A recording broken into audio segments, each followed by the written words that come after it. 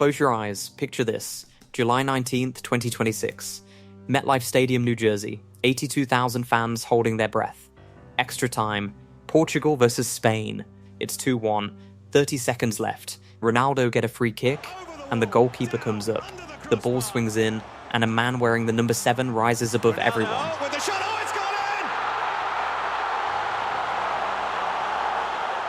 Now open your eyes. But before you dream of that celebration, remember this. Remember the image that shattered millions of hearts. December 10th, 2022. Al Thamama Stadium. Portugal just lost to Morocco. Ronaldo walks off the pitch alone, and then the cameras catch it, tears streaming down his face. Not the fake tears of a diva, the real, ugly, broken tears of a man who knew, deep down, that his last chance might have just slipped away. That was the lowest moment of his career. Now fast forward. That scene in New Jersey, it's impossible. Right? He's too old. The team isn't good enough. The world has moved on. But Ronaldo hasn't. And this video is going to prove why that fantasy might actually become reality. I'm not here to hype you up with blind hope.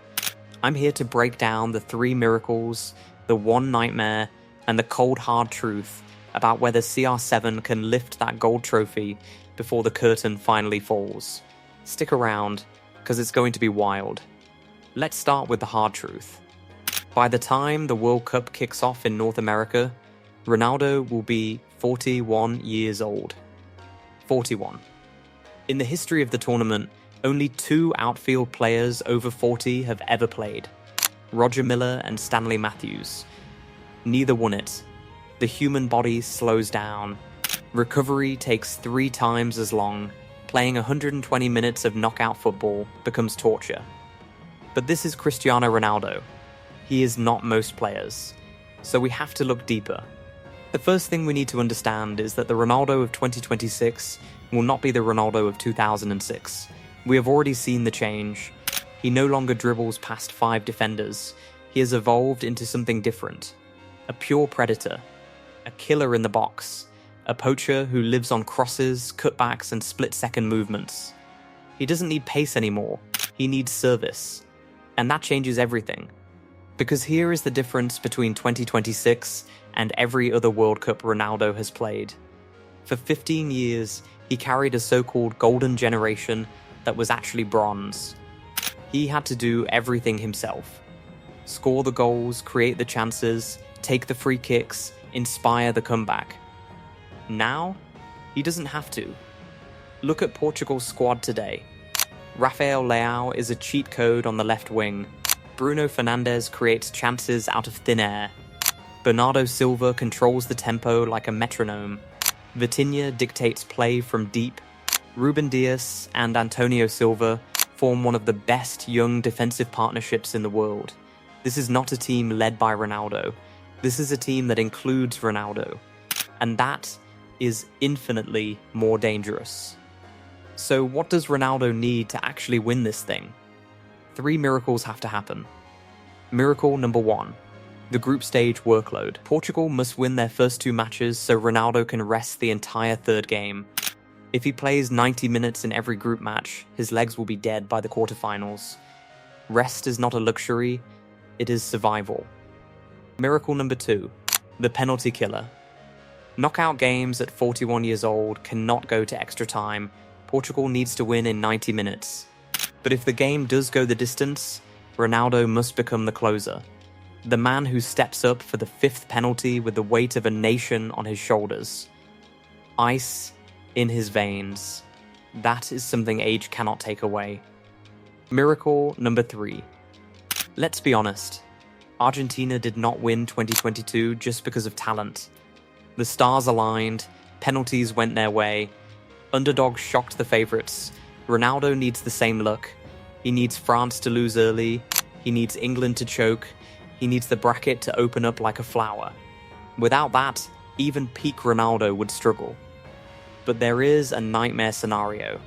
The elephant in the room. Ronaldo hates the bench. We have seen it. In 2022, he threw a tantrum when substituted. In 2024 at the Euros, he cried over a missed penalty and argued with his coach. What if Roberto Martinez decides the team plays better without him? What if in the semi-final, the coach says, "Cristiano, you are starting on the bench"? Does Ronaldo accept it for the team, or does the locker room explode?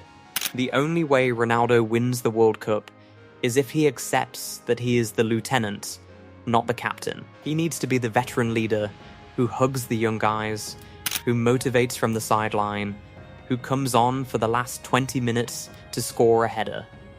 If his ego takes over, if he demands to play every minute, Portugal will crash out in the round of 16. Guaranteed. Now let's talk about the competition. The 2026 World Cup will have 48 teams. That means more group stage matches, more fatigue, more risk of injury. But it also means that weaker teams will be exposed. The later rounds will still be a gauntlet of giants. France, Argentina, England, Brazil, Germany, all of them will be reloaded. Ronaldo cannot beat them alone. But with this Portuguese squad, he doesn't have to. Think about the emotional arc. Ronaldo has won everything except this trophy. The Champions League 5 times, the European Championship, the Nations League. But the World Cup has always been the ghost. In 2006, he was a young prodigy crying after losing to France. In 2010, Spain dismantled them.